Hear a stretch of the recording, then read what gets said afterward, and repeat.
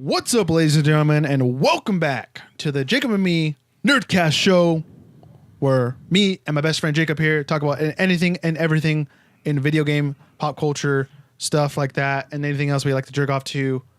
Sometimes we get into boring stuff like history and sports, but we're only doing history this week, but it's fine. We haven't talked about sports in a while. I know. I think it's like neither one of us care about the NBA, so. This is true. But also,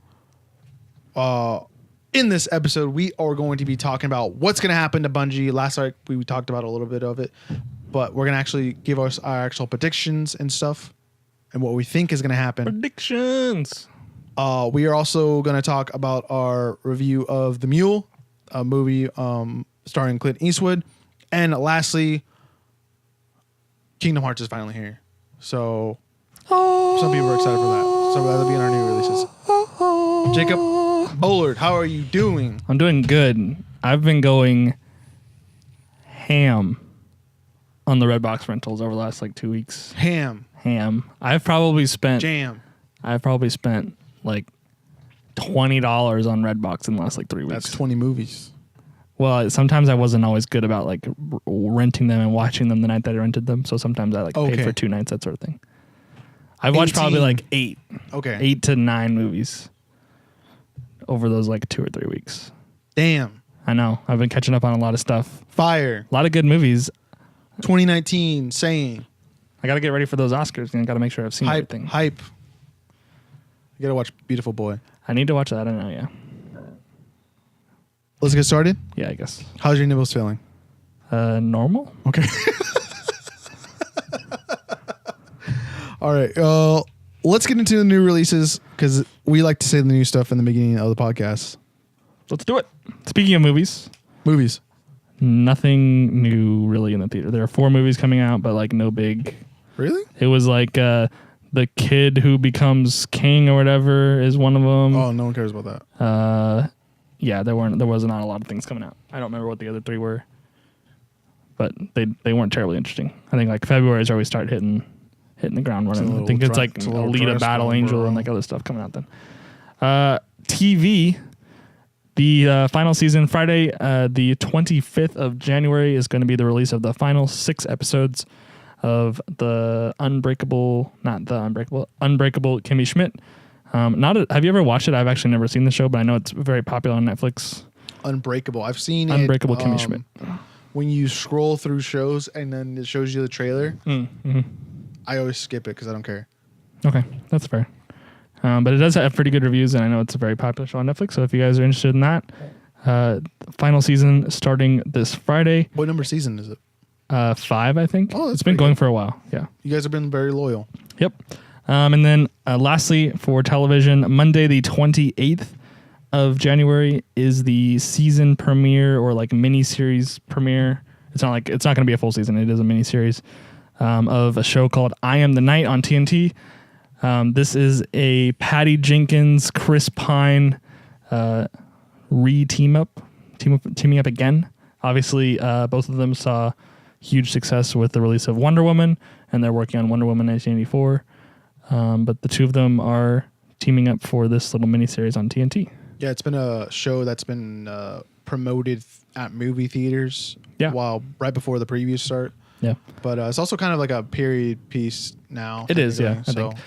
Back when the Black Dahlia was taking place, it was like the 20s? Yeah, I think so. Somewhere around there. So, yeah. LA in the 20s. So if you want to see LA in the 20s, go watch this. Titties. Okay. Moving on to video games. Friday, again, the 25th of January, we will see the full release of Resident Evil 2 remaster, PlayStation 4, Xbox One, and PC. This game's been getting incredible reviews. I know it got a 9.0 on IGN. Basically, every review that I've seen of it has been extremely positive. This isn't a game that I have played because I didn't have a PlayStation back in the day, but definitely appears to be worth picking up if like the survival horror is your fancy and your video game choice. Have you ever played? I played Resident Evil 7, but that was that's the only Resident Evil that I played. That was the most recent one with the ridiculous like garage like end game scene, right? Mm-hmm.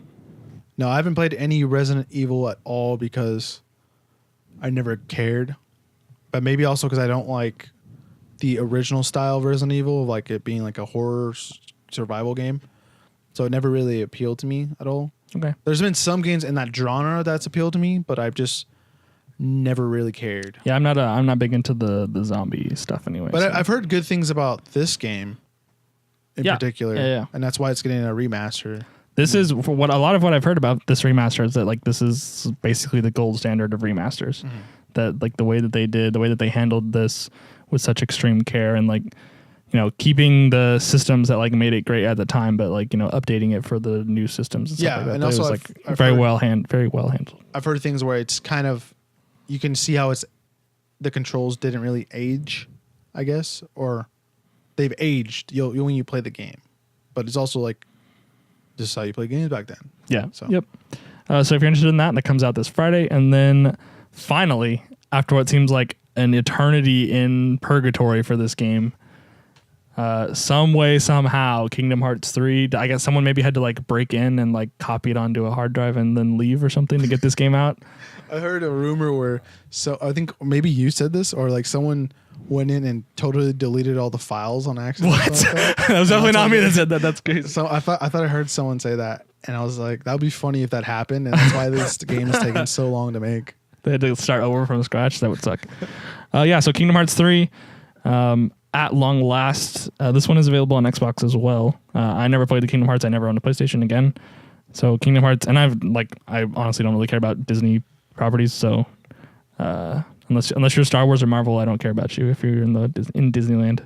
Yeah, I like how no one knows the story of this game anyways, but they still love it. But that's because of the connection to like the Disney franchises, and then also the link to the Final Fantasy world. So oh yeah, I forgot about that. Yeah, I heard there's like a 30-minute video on the internet where it explains everything. So we're not going to link it, but you can go search it. Oh, it's like one of those where it's like, here's the Kingdom Hearts story in like a short period of time. Yeah, so you can like catch up if you haven't played. But also I played a bit at a friend's house like when I was a kid. I was like, "Oh, this is so cool." But I was so in love with NCAA at the time, so I was like, I'm barely not going to play this game when I get home. So it's like not on my Christmas list. Yeah. So at long last, we'll get to see. I don't know if reviews have started for that. It's actually now that I think about it, a little bit worrying to me that there aren't. That like the embargo is not out. I don't know that because if it comes out on the 29th, it's for sure people are playing it right now. Like people who are reviewing it are playing it right now. Well, that's how we're going to transition into the next segment.